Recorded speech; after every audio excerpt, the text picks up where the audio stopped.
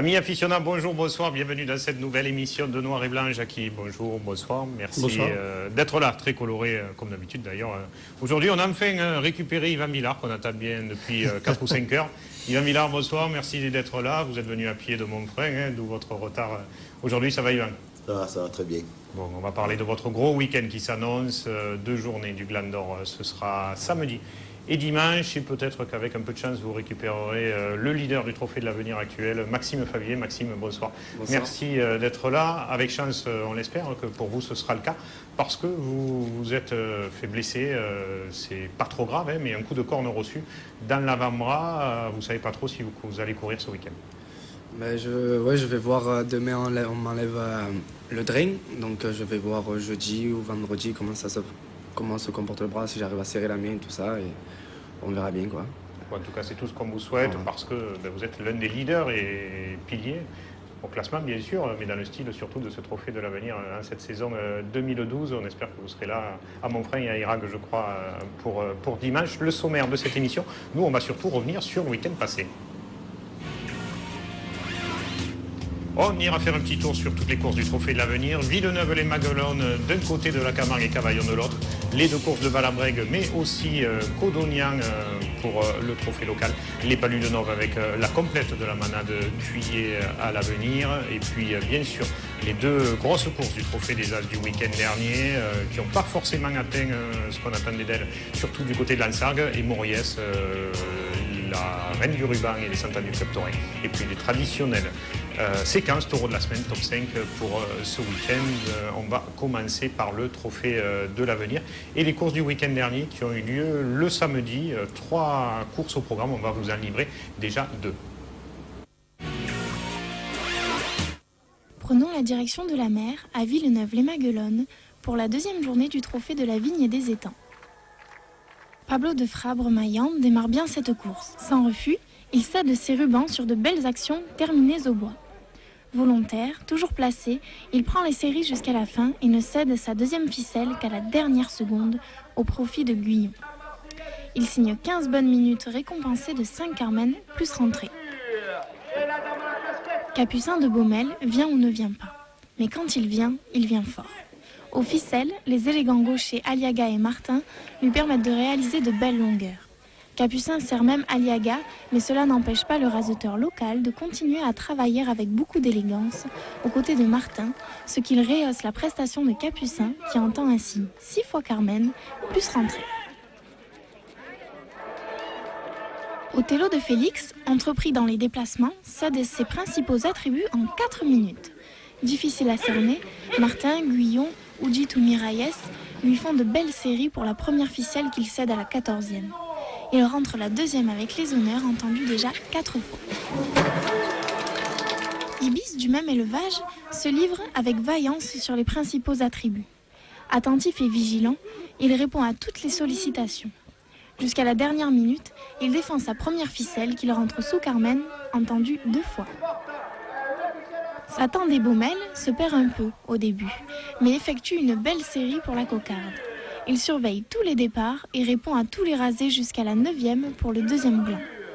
Pour les ficelles, il continue son bon quart d'heure et les conserve aisément. Il entend 6 fois Carmen plus retour.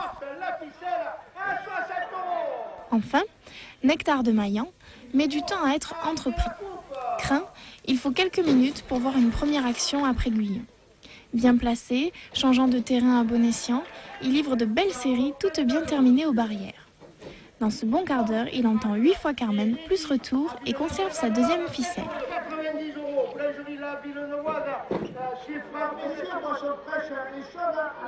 Cavaillon, de son côté, présente en ce samedi la finale du trophée Lidoulao.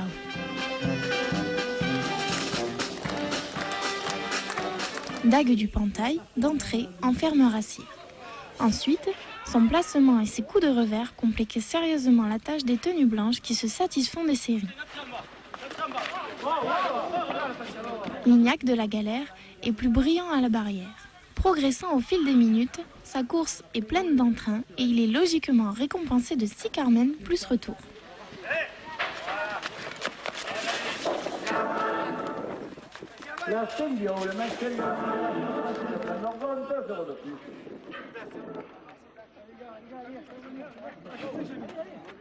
Lignac signe aussi une énorme action à la planche après Favier, qui, par miracle, s'en tire sans dommage malgré la violence du taureau le sentant à sa portée.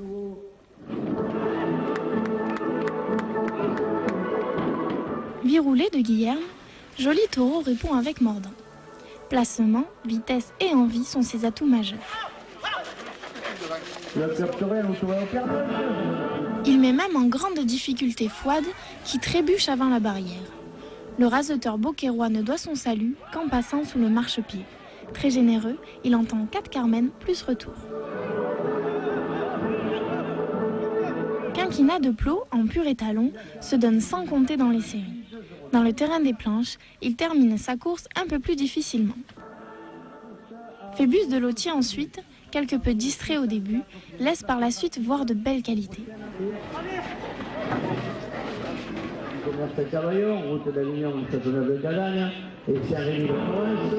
Favier continue à s'employer de délivrer le rasé de la journée dans une action de toute beauté.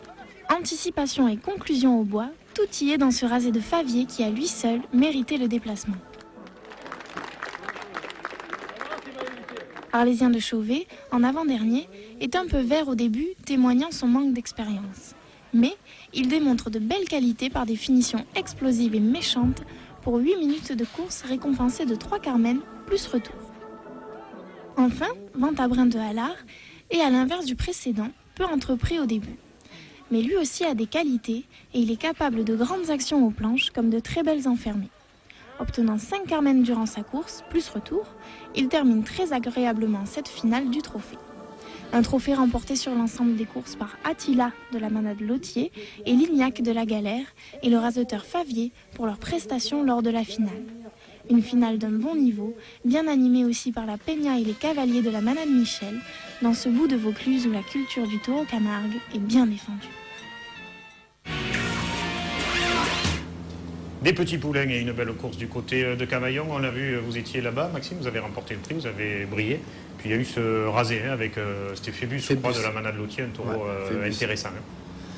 Un jeune taureau que je ne connaissais pas, il n'a pas dû faire beaucoup de courses à l'avenir, je crois, ou même c'était peut-être sa première, je crois. Hein.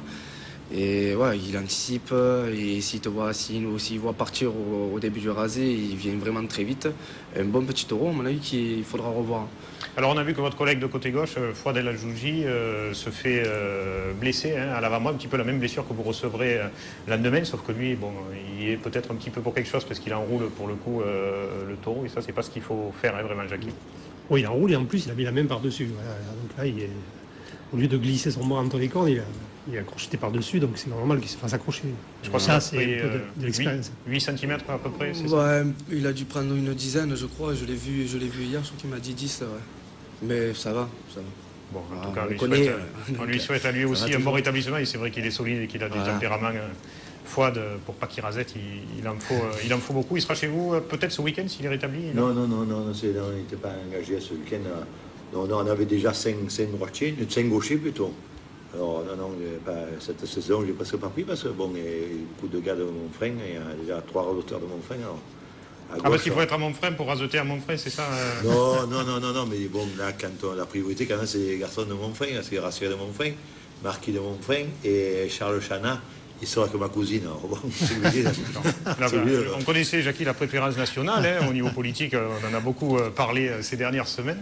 Mais là, il a la préférence montfrinoise ou la préférence familiale d'Yvan Villard pour être invité à raseter à Montfrein. Non, mais bon, automatiquement, quand ils ont débuté à Montfrein. Charles Chana, qui est d'ailleurs en couverture du TV Sud Magazine cette semaine sur un beau rasé dans les arènes de Montfrein, un petit peu plus tôt pour le Gland d'Or. Je ne sais pas si vous l'avez vu, Yvan. On ira vous le chercher d'ici la fin de cette émission. Maxime, vous rasetiez aussi le lendemain. On a vu que samedi, vous n'êtes pas caché. Hein, vous êtes allé jusqu'au bout de la course. Et le lendemain aussi, malheureusement, vous êtes sorti au dernier, dans une course qui n'était pas facile non plus sur Royal de Cuire. Il y a eu de bons taureaux, une bonne équipe, et bon, ça a bien raseté. À gauche, en tout cas pour moi, il y a eu quelques taureaux qui se tenaient un peu, mais bon, il y a eu un ensemble homogène, je pense, sur la course, et les gens l'ont vu, je pense, c'est ce qui est ressorti de la course. On va envoyer les images tout de suite, ces arènes des Palus qui ont fait le plein, ces images. Si on peut nous baisser le retour son, merci beaucoup. Les arènes, voilà, le plein, milliers de spectateurs là-bas dans ce fief de course du trophée de l'Avenir, toujours très bien organisé par le club taurin local.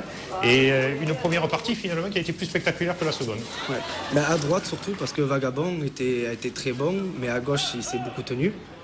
Marin qui a été pas mal aussi des deux côtés. Mais il y a eu beaucoup plus de coups de barrière, c'est vrai, en première partie qu'en seconde. Ce qui, ouais, ça nous a permis un peu plus de nous exprimer en première partie qu'en seconde, quoi. Enfin, en seconde, à part Erasme qui a été vraiment très bien. Mais sinon, c'est vrai que la première partie, c'était un peu mieux niveau coup de barrière, tout ça. Voilà. Niveau spectacle, quoi.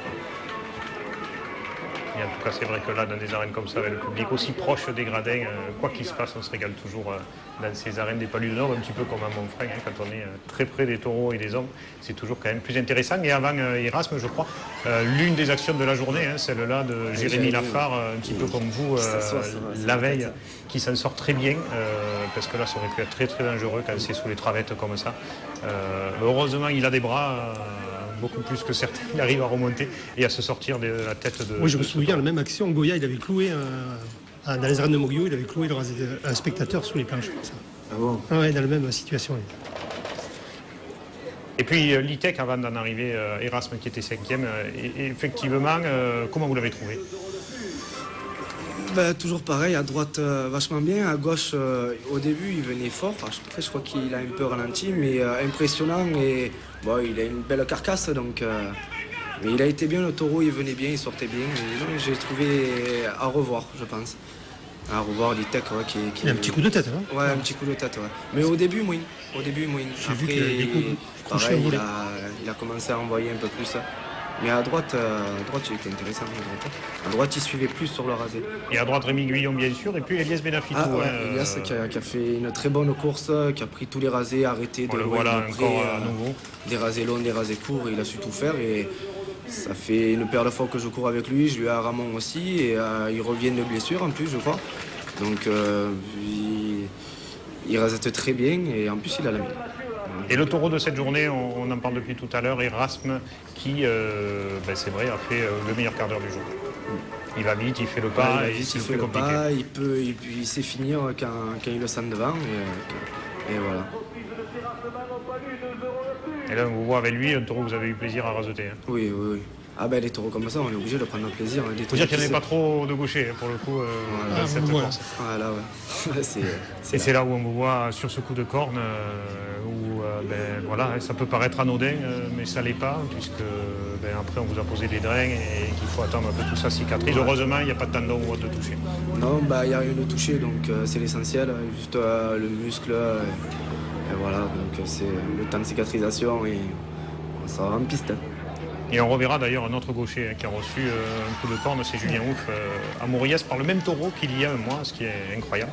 Et là c'est Rémi Guyon qui lui aussi s'en sort d'une belle avec le taureau qui lui met quand même le coup de corne. Heureusement ça rentre Rémi, pas. ça lui arrive souvent, il n'arrive pas à s'accrocher. Et encore une fois un magnifique rasé d'Elias Benafitou qui, par sa très bonne course au Palus de Nord, va gagner son invitation aux arènes du Gros du Roi samedi.